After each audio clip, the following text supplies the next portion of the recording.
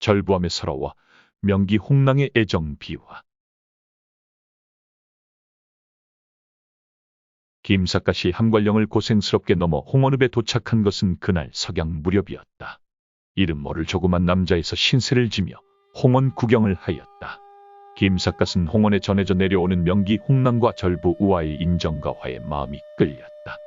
홍원 고을에는 절부함과 명기 홍랑의 애정 비화가 쌍벽을 이루며 전해지고 있다.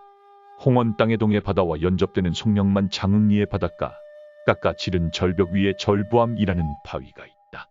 김삿갓은 노스님으로부터 절부함에 대한 눈물겨운 설화를 직접 듣고 절부함을 찾아가 보았다. 지금으로부터 8, 90년 전 장흥마을에는 이모라는 젊은이가 우화라는 절세의 미인과 함께 명태자비를 하며 행복하게 살고 있었다. 그런데 바람이 몹시 사나운 어느 날, 이 서방은 명태자비를 나간 채 영영 돌아오지 않았다. 우화는 날마다 바닷가에 나가 남편이 돌아와 주기를 울면서 기다렸건만 이 서방은 끝내 돌아오지 않았다. 같은 마을에 살고 있는 한모라는 부자는 우화의 사정을 알고 그녀가 먹고 살아갈 식량을 아무 말도 없이 꼬박꼬박 보내주었다. 1년이 지나도록 이 서방이 돌아오지 아니하자 한모는 우화에게 그대의 남편은 죽은 사람이 분명하네. 꽃 같은 자네가 혼자서는 살 수 없으니 이제부터는 나와 함께 살기로 하세. 우화의 아름다움에 반해 소실로 삼으려고 한 것이었다. 우화는 대답하기를 제 남편이 정말로 죽었다면 3년 동안 복은 입어줘야 할 것이 아니옵니까? 재혼은 그 후의 일이옵니다. 청혼을 거절하기 위한 구실이었음은 말할 것도 없었다. 그로부터 만 3년이 되는 날, 우화는 그날도 바닷가에서 남편을 울면서 기다리다가 마침내 절벽 위에서 동해 바다에 몸을 던져 자결을 하고 말았다. 한모는 그런 줄도 모르고 그날 밤 우화의 집으로 찾아와 보니 3년 동안이나 보내준 식량은 한 톨도 건드리지 않고 방 안에 차곡차곡 쌓여 있었다.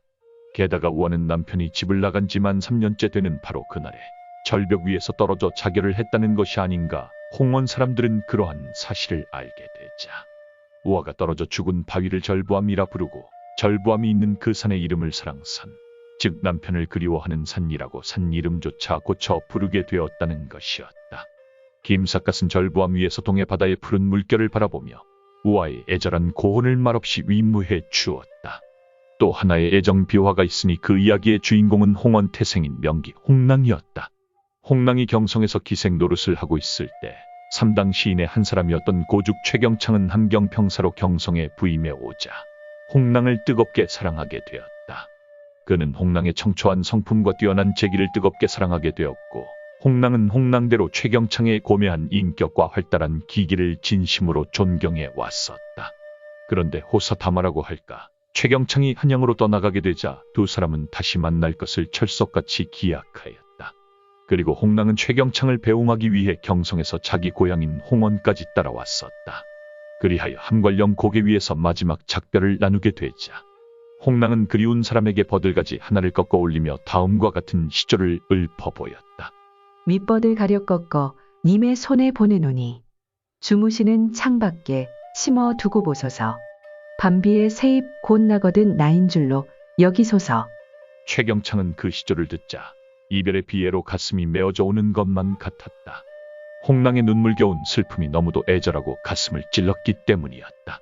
그리하여 최경창은 그 시조를 즉석에서 다음과 같은 한 시로 옮겨 놓기까지 하였다.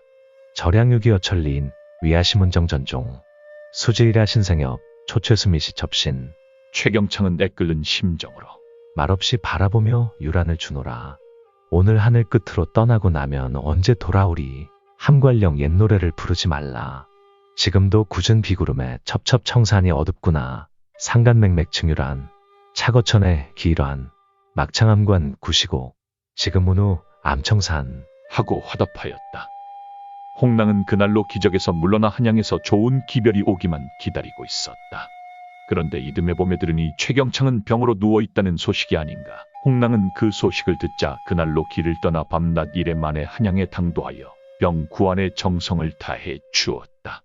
그리고 후일에 최경창이 임진왜란으로 전사하게 되자 홍랑은 머리를 풀고 파주에 있는 최경창 무덤 옆에서 3년 동안 꼬박 수묘를 했을 뿐만 아니라 최경창이 남겨놓은 시집을 자기 가슴에 품어두어 병화를 면하게 하였다.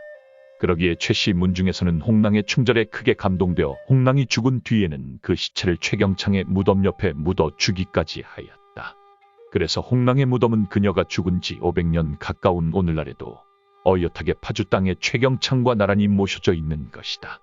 김삿갓은 홍원 고을이야말로 절개의 고을이라는 느낌을 크게 받았다.